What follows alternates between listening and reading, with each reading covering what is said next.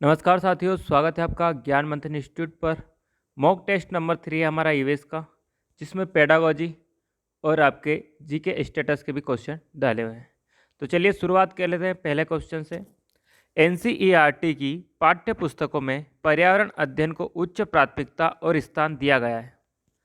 Option number 1 है आपका अधिक संख्या में अभ्यास प्रश्नों को शामिल करने के लिए, विषय की आधारभूत संकल्पनाओं की व्याख्या करने के लिए, चिंतन और विस्मय के लिए शिक्षार्थियों को अवसर उपलब्ध कराने के लिए, या तकनीक शब्दावली की सटीक परिभाषा उपलब्ध कराने के लिए। तो इसका ऑप्शन नंबर 3 आपका राइट हो जाएगा। ऑप्शन नंबर 3 आपका राइट होगा। ठीक है, चिंतन और विषयात्मक के लिए शिक्षार्थियों को अवसर उपलब्ध कराना। बढ़ेंगे अगले क्वेश्चन की तरफ। इनमें से कौन सा यूनेस्को का विश्व विरासत स्थल नहीं है? तो इसमें से विक्टोरिया स्मारक कोलकाता, ऑप्शन नंबर 3 आपका राइट हो जाएगा। ये यूनेस्को का विश्व विरासत स्थल नहीं है। अजंता की गुफाएं, लाल किला दिल्ली और कांजीरंगा वन्यजीव अभ्यारण्य असम, ये तीनों चीज़ें यूनेस्को में शामिल है, लेकिन विक्टोरिया स्मारक अभी तक यूनेस्को में शामिल नहीं है। ये विक्टोरिया स्मारक की तस्वीर है, इस तरह से बना हुआ है। विश्व विरासत स्थल अजंता की गुफाएं महाराष्ट्र में 1983 में इन्हें शामिल किया गया था यूनेस्को में। कांजीरंगा वन्यजीव अभ्यारण्य 1985 में शामिल हुआ था और लाल किला दिल्ली को 2000 में शामिल किया गया था। चलिए बढ़ेंगे अगले क्वेश्चन की तरफ। रेगिस्तानी ओक के बारे में सही कथन चुनिए। ये पेड़ होता है एक तरह का, इसके बारे में हम सही चीज़ें बतानी। पहली है, यह पेड़ ऑस्ट्रेलिया में पाया जाता है, तो ये बिल्कुल राइट बात है।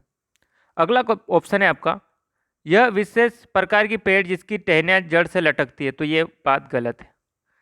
तीसरा ऑप्शन है, इस पेड़ की जड़ें जमीन में उस गहराई तक जाती है जब तक पानी पर नहीं पहुंच जाए, तो ये बात भी इसके बारे में सही है।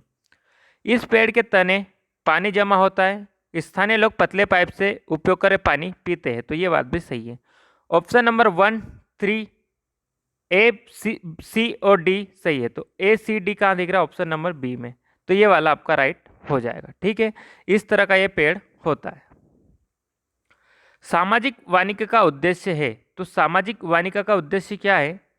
पर्यावरण, सामाजिक और ग्रामीण विकास में मदद के लिए उद्देश्य वनों का प्रबंधन करना, ग्रामीण क्षेत्रों में चकबंदी करना, वन्य प्राणियों का संरक्षण करना, या चारोगाहों का विकास करना। तो ऑप्शन नंबर 1 यहाँ पर आपका राइट हो जाएगा। पर्यावरण, सामाजिक व ग्रामीण विकास में मदद के लिए उद्देश्य से वनों का प्रबंधन। इसमें क्या होता है, जहाँ भी सरकारी जमीन होती है उस जमीन में पेड़ पौधे लगाए जाते हैं और जंगल को हरा भरा बनाया जाता है। ठीक है। सामाजिक वानिकी पौधारोपण की एक ऐसी पद्धति है जो परंपरागत वन स्थापित वनों के अलावा लोगों और सरकारी, निजी अथवा सार्वजनिक भूमि पर पेड़ उगाने को प्रेरित करती है। सामाजिक वानिका का उद्देश्य पर्यावरण या सामाजिक व ग्रामीण विकास में मदद के उद्देश्य से वनों का प्रबंधन करना है। इसके अलावा सामाजिक वानिकी का उद्देश्य खाली पड़े स्थानों पर फलदार वृक्ष लगाकर रोजगार भी उपलब्ध कराना है। 10% नियम क्या है? 10% नियम किसने दिया है? तो दिया है लिंडमैन ने, ऑप्शन नंबर 1, इनके द्वारा ये दिया गया है। इसके बारे में समझिए, इससे क्वेश्चन आता है एग्जाम में हमेशा। तो क्या होता है, सबसे पहले ऊर्जा का संचरण के लिए ये नियम दिया गया है। ठीक है, जैसे घास है, घास को हिरण खाएगी तो हिरण में घास की 10% ऊर्जा आती है, और हिरण को शेर खाएगा तो शेर के अंदर 10% ऊर्जा आएगी। जैसे समझिए इसको, जैसे इसमें 100 कैलोरी की ऊर्जा है घास में, ठीक है, 1000 की मान लीजिए, 1000 कैलोरी है। इसको हिरण खाता है तो हिरण के अंदर 100 कैलोरी आएगी। ठीक है, इसका 10%। अब हिरण को शेर खाएगा तो शेर के अंदर 10% ही आएगी। 100 का 10% कितना हो जाएगा? 10%, तो 10 हो जाएगा। इस तरह से ये चलता है। ठीक है, लिंडमैन ने इसके द्वारा दिया गया था 1942 ईस्वी में ऊर्जा का नियम दिया गया था। अगला क्वेश्चन आपका, पर्यावरण एक स्रोत है, अधिगम का, औषधि का, ऊर्जा का, इनमें से सभी। तो पर्यावरण होता है सबका उद्देश्य। ऑप्शन नंबर 4 आपका यहाँ पर राइट हो जाएगा। यहाँ पर अधिगम भी सीखने को भी मिलता है, औषधियाँ भी मिलती है, ऊर्जा भी मिलती है पर्यावरण के द्वारा। ठीक है, पर्यावरण इन सभी चीज़ों का। अगला क्वेश्चन है आपका, एक गेंद की किसी वेग से ऊपर की ओर उछाली जाती है, वह 50 मीटर ऊंचाई तक जाकर फेंकने वाले के पास लौट आती है।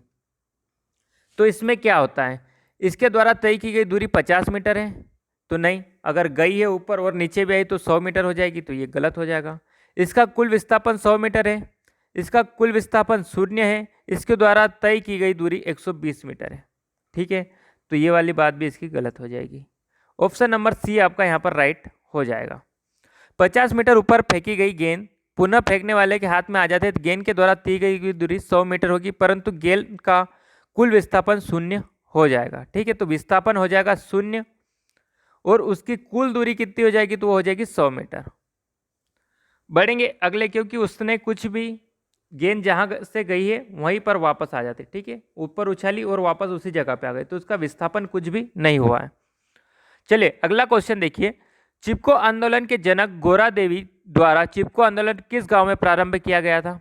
ये गोरा देवी की फोटो है। इन्होंने पेड़ों को बचाने के लिए इस तरह पेड़ों के आसपास खड़े होकर अपनी जान की कुर्बानी देकर पेड़ों को बचाया था। तो इन्होंने रेणी गांव में ये आंदोलन किया था, रेणी गांव में। ठीक है, ऑप्शन नंबर 1 आपका राइट हो जाएगा। चिपको आंदोलन पेड़ों की कटाई रोकने के लिए किया गया था। चिपको आंदोलन के जनक गोरा देवी ने 26 मार्च 1974 को उत्तराखंड के रेणी गांव में आंदोलन किया था। इस आंदोलन के कारण उत्तराखंड में रेणी गांव के जंगल में लगभग 2500 पेड़ों की कटाई की नीलामी थी। यहाँ 2500 आएगा। ठीक है, चलिए अगला क्वेश्चन देखते हैं, आपकी पेडागोजी का है। पर्यावरण अध्ययन की अच्छी पाठ्यचर्या को बच्चों के प्रति सही, जीवन के प्रति सही और विषय के प्रति सही होना चाहिए। पाठ्यचर्या की निम्नलिखित विशेषताओं में से कौन सा उपयुक्त आवश्यकता को पूरा नहीं करता है? तो इसमें जो गलत चीज़ है वो हमको बतानी है, पूरा नहीं करता है। ठीक है, नहीं पर ध्यान दीजिएगा। यह शब्दावली और परिभाषा पर अधिक बल देती है। यह भय के एवं पूर्वाग्रहों से मुक्त होने के लिए मूल्यों को बढ़ावा देती है। यह विषय को एक सामाजिक प्रक्रम के रूप में देखने के लिए शिक्षार्थियों के हेतु आवश्यक है।